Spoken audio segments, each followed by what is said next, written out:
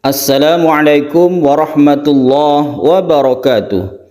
Alhamdulillah wassalatu wassalamu ala rasulillah amma ba'du.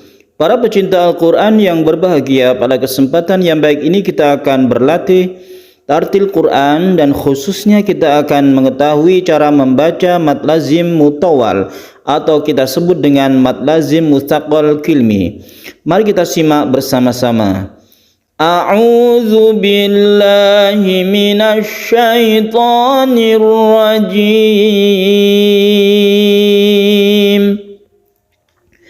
Bismillahirrahmanirrahim.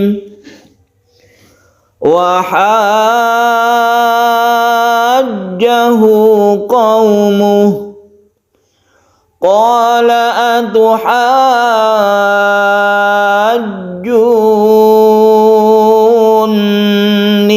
fillahi wa qad hadan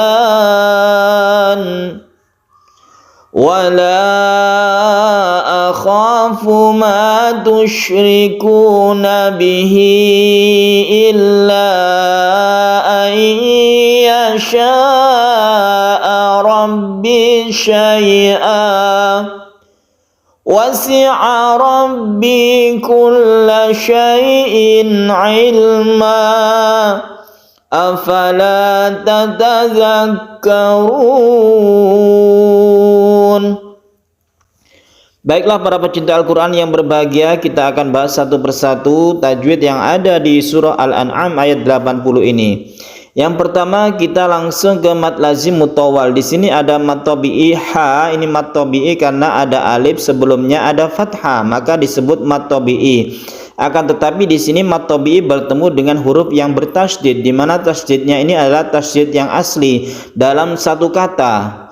Jadi ada mad bertemu dengan huruf yang bertasydid dalam satu kata atau satu kalimat, ini kita sebut dengan mad lazim mutawal.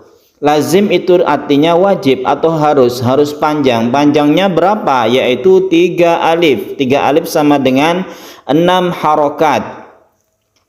Nah, mutawal itu artinya adalah dipanjangkan. Maksudnya adalah yang 3 alif tadi itu kita panjangkan membacanya.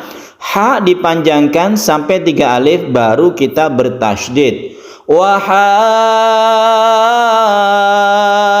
hajjahu qaumuh.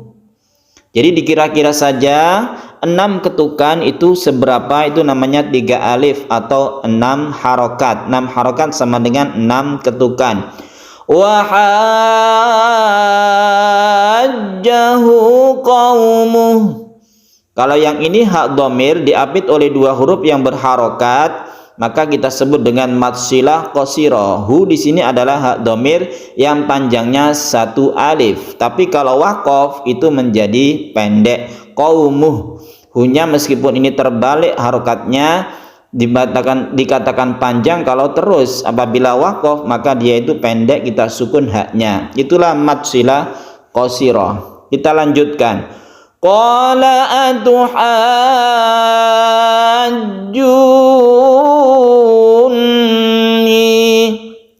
Nah, di sini kita menemukan lagi mad lazim mutawal, atau istilah lain itu adalah mad lazim mutsaqal kilmi. Lazim artinya harus panjang, mutsaqal artinya diberatkan. Jadi diberatkan itu maksudnya karena dia itu menghadapi tasydid.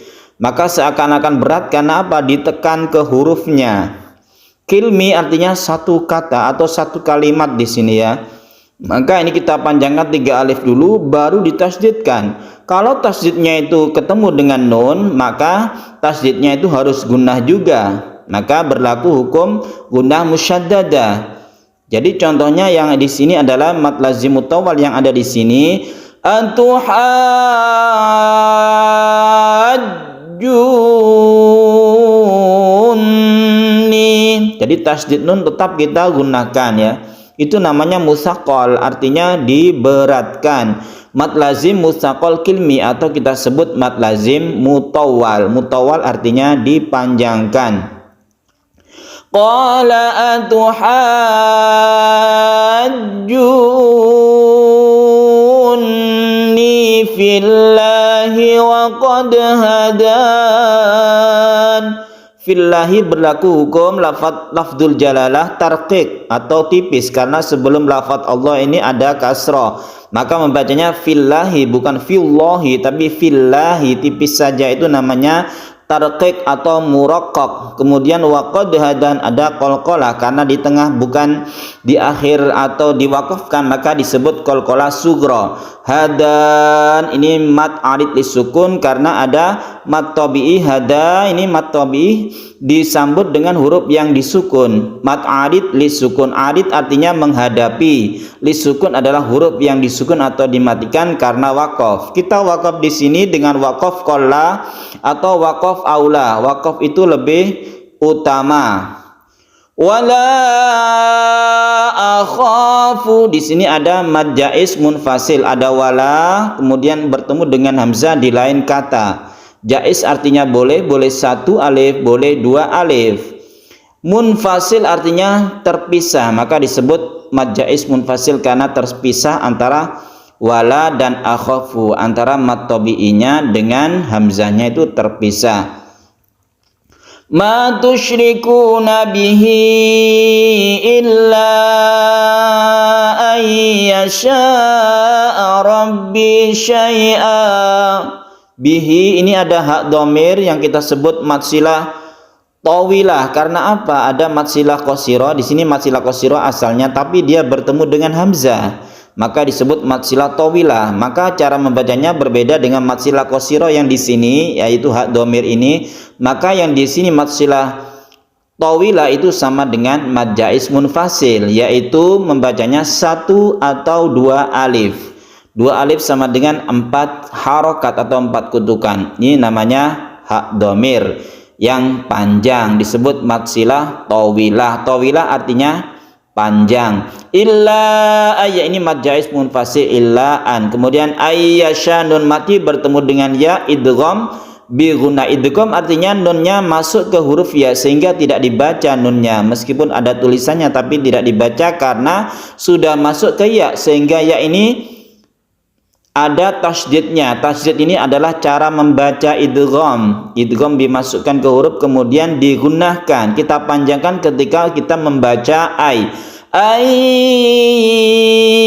Panjangkan. Kemudian yasha mat wajib muttasil. Wajib artinya harus sampai 2,5 alif. Muttasil artinya satu kata atau satu kalimat. Muttasil artinya bersambung. Ini adalah mat tabi'i bertemu dengan hamzah dalam satu kata, itu namanya muttasil. Syai'a anya ini mat iwat, ada fathaten yang kemudian iwat. Iwat artinya ganti, diganti menjadi mat. Syai'a mat iwat itu satu alif. Wasi'a rabbi kulla syai'in ilma.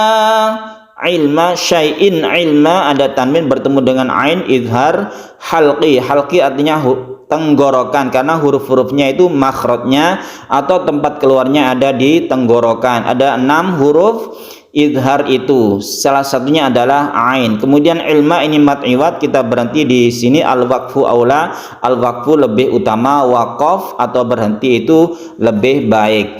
Afala tatadzakkarun, ini namanya mat aid lisukun karena ada mat tabi'i bertemu dengan huruf yang disukun. Panjangnya bisa 1, 2 atau 3 alif. Jadi kalau kita membaca di akhir ayat yang seperti ini mat alif sukun boleh kita panjang sekali. Afala tatadzakkarun. Shadaqallahul azim.